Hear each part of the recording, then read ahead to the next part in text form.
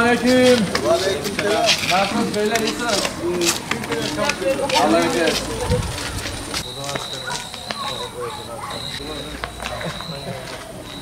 Bir görelim sizi. Selamünaleyküm hocam. Selam. Nasılsınız? İnşallah. Selamünaleyküm. Hocam iyisiniz? Bu mu olsun dedi? Hadi. Evet. Maşallah. Buyurun. Geç. İşte Gel bir bakalım gel. Gelmiştir baksana seni. Hoş geldin.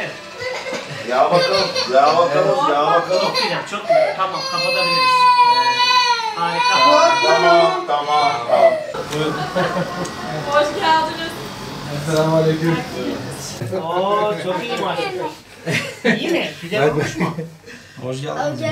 Hoş bulduk. Güzel olmuş mu? Hani yok yaptıramazsın. Allah size de göstersin. Beğenmiş. Selamünaleyküm.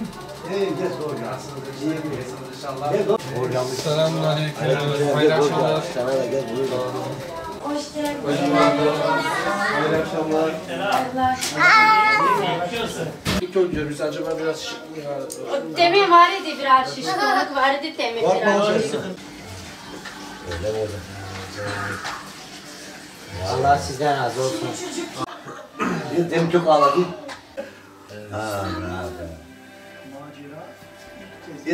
Bizim için sadece dua etmeniz yeterlidir. Yani elhamdülillah. Dolayıdayız. Evet. Bak küçük insanlar. Gene doktorlarımızı gezdirirsin bana. Aleykümselam. Nasılsınız? İyisiniz inşallah. İnşallah. Hoş geldiniz. Hoş geldiniz. Hayırlı akşamlar. Selamünaleyküm. Selam amca. Hayırlı akşamlar. Hoş geldiniz.